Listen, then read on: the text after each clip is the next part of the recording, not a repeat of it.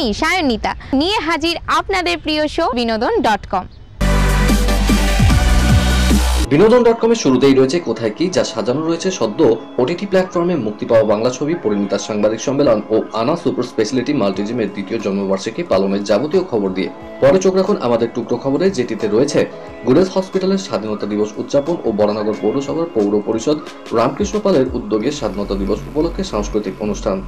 আর সবশেষে বিনোদনের চাল ঝলক তো থাকছে।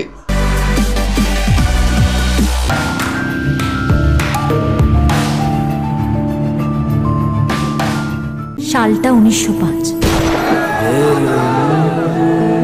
একদিকে যেমন সারা বাংলা তোলপাড় হচ্ছে বঙ্গভঙ্গের বিরুদ্ধে, অন্যদিকে ললিতার মনও তোলপাড় হচ্ছে শেখরের প্রেমে। শরৎচন্দ্র চট্টোপাধ্যায়ের ক্লাসিক উপন্যাস পরিণীতা এবার ওয়েব সিরিজের পর্দায়। পরিচালক অদিতি রায়ের হাত ধরে শেখর ও ললিতা চরিত্রে গৌরব চক্রবর্তী ও দেবচন্দ্রিমা সিংহ রায়, অন্যান্য চরিত্রে দেবদূত ঘোষ, লোকনাথ দে, মিমি দত্ত, অর্পণ, পুষ্পিতা প্রমুখ। সেদিন যা ঠিক ছিল আমি তাই করেছি। আমাকে সবকিছু গুছিয়ে বুঝিয়ে তবে তোমার ছুটি। এই স্বাধীনতা দিবসে হইচই ওটিটিতে মুক্তি পেল পরিণীতা। সম্প্রতি বাগবাজার নাট মন্দিরে ছবির সাংবাদিক সম্মেলনে উপস্থিত হয়ে ছবির পরিচালক ও অন্যান্য কলাকুশলীরা কি জানালেন, চলুন শুনে নিই।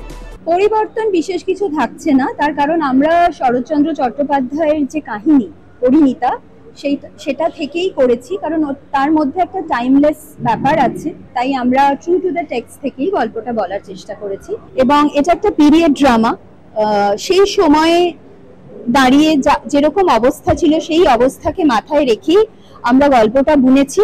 কিন্তু ডেফিনেটলি প্রেম তো যে কোনো সময়ের জন্যই এক থাকে, হয়তো পরিভাষা পাল্টে যায়।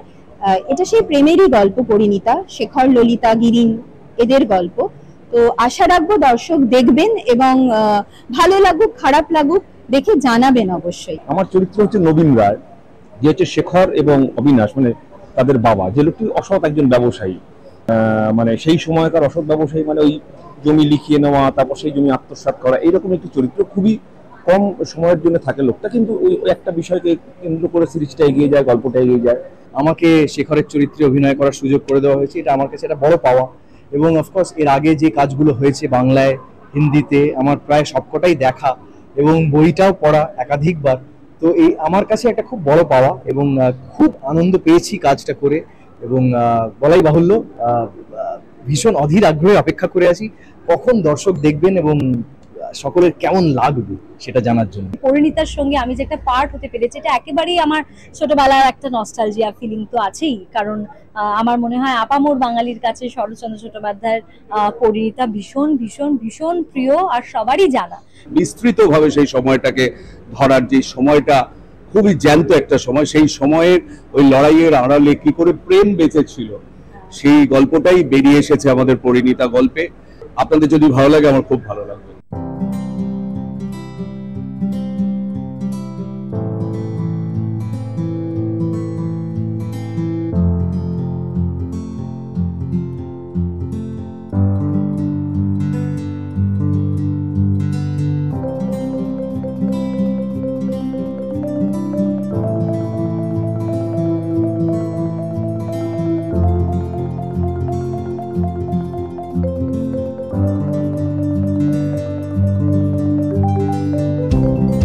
দেখতে দেখতে 2 বছরে পা দিল চাকদা সিংহের বাগান রোডের অনা সুপার স্পেশালিটি মাল্টিজিম।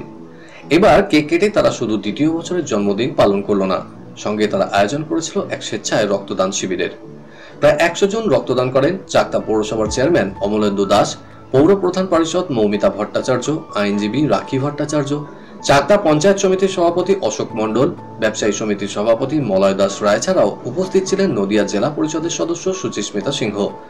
ব্যাচ পরিয়ে ও উত্তরীয় পুষ্পস্তবক দিয়ে তাদের বিশেষভাবে স্বাগত জানানো হয়। সুচিস্মিতা সিংহ প্রথমে কেক কেটে ও পরে শুধুমাত্র মহিলাদের জন্য নতুন চীনা মেশিনের ফিতে কেটে উদ্বোধন করেন।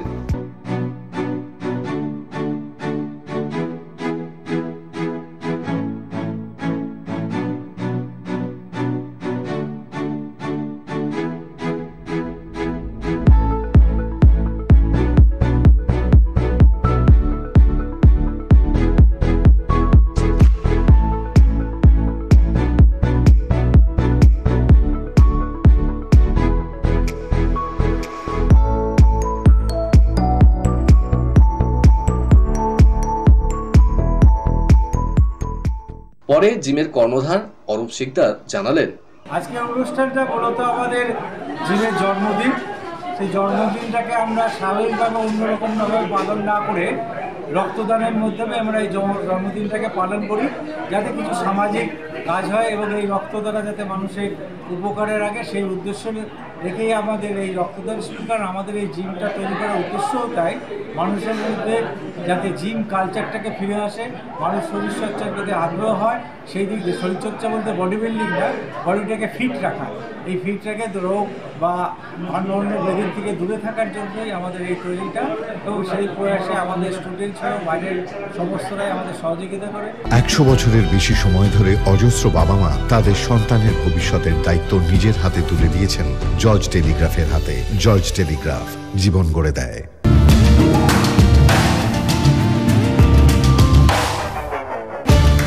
সারা দেশে সাড়ম্বরে পালিত হলো ৭৮তম স্বাধীনতা দিবস। পতাকা উত্তোলন ও জাতীয় সঙ্গীতের মাধ্যমে দিনটিকে পালন করলো কেষ্টপুরের গুডেস হসপিটাল। এদিন সকালে director Soma Chakraborty, senior director Sandip Roy সহ হাসপাতালের ডাক্তার, নার্স, স্বাস্থ্যকর্মী সহ প্রায় সকল কর্মীরাই এই অনুষ্ঠানে হাজির ছিলেন। পরে স্থানীয় শিশুদের হাতে খাদ্য সামগ্রী তুলে দেওয়া হয়। আরজিকর হাসপাতালের ডাক্তারের অকাল মৃত্যুকে কেন্দ্র করে সারা রাজ্যে যে অরাজকতা চলছে তার প্রতিবাদে প্ল্যাকার্ড হাতে বিক্ষোভে সামিল হন হাসপাতালের সমস্ত কর্মীরা। পরে সোমা চক্রবর্তী আমাদের জানালেন, হসপিটালে ৭৮তম স্বাধীনতা দিবস পালন করা হচ্ছে। পিছিয়ে পড়া শিশু রয়েছে, তাদের একটা ফুড প্যাকেট ডিস্ট্রিবিউশন হবে। তার সাথে আমরা সবাই আমাদের যে ঘটনাটা কলকাতা শহরের মধ্যে ঘটেছে, শুধু পশ্চিমবঙ্গ বুকে না, এই পুরো গোটা ভারতবর্ষকে, গোটা পৃথিবীকে লজ্জিত করেছে। সেই ক্ষেত্রে কোথাও যেন আমার মনে হচ্ছে এটা শুধু একটা ডক্টরের মৃত্যু না, এটা হচ্ছে আমাদের চেতনা, আমাদের আবেগের মৃত্যু। আমরা বারবার করে চাইছি উই ওয়ান্ট জাস্টিস, কিন্তু আমরা কখনো জানতে চাইছি না we want real truth. My slogan is we want real truth. We want real truth. We want real truth. We want real truth. We want real truth. তো সেই কারণে আমি এই স্বাধীনতা দিবসে একটাই কথা বলতে চাই, সবার চেতনা হোক, সেই চেতনার দ্বারা যাতে মানুষ ঠিকঠাক কাজে লিপ্ত থাকে।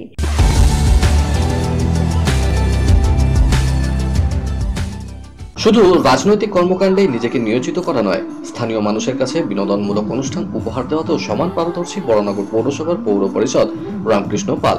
প্রতি বছর সাড়ম্বরে সাংস্কৃতিক অনুষ্ঠানের মাধ্যমে তিনি স্বাধীনতা দিবস উদযাপন করেন। এবারও তার অন্যথা হলো না। স্বাধীনতা দিবস উৎসব উদযাপন কমিটির পরিচালনায় বরানগর নেতাজি পার্কে অনুষ্ঠিত হয়ে গেল দুদিনব্যাপী অভিনব এক সাংস্কৃতিক অনুষ্ঠান।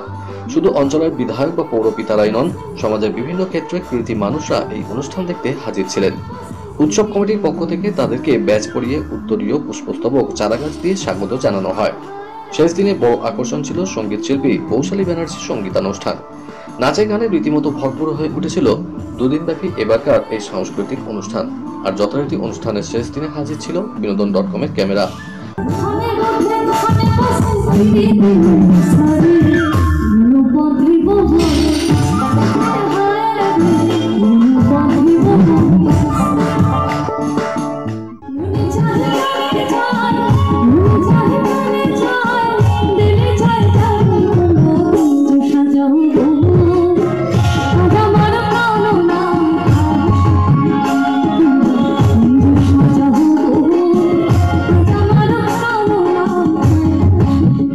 সবশেষে অনুষ্ঠান নিয়ে প্রশ্ন করা হলে মূল উদ্যোক্তা রামকৃষ্ণ পাল বিনোদন.com-কে জানালেন, আমরা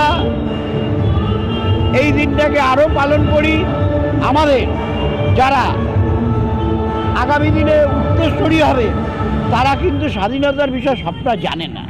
আমরা অনুষ্ঠান করার উদ্দেশ্য এই ছোট ছোট ছেলেমেয়েরা আগামী দিনে জানুক ভারতবর্ষের স্বাধীনতা আনতে গিয়ে বহু বিপ্লবী নিজের জীবনের কুরবানির বিনিময়ে আজকে ভারতবর্ষ স্বাধীন হয়েছে।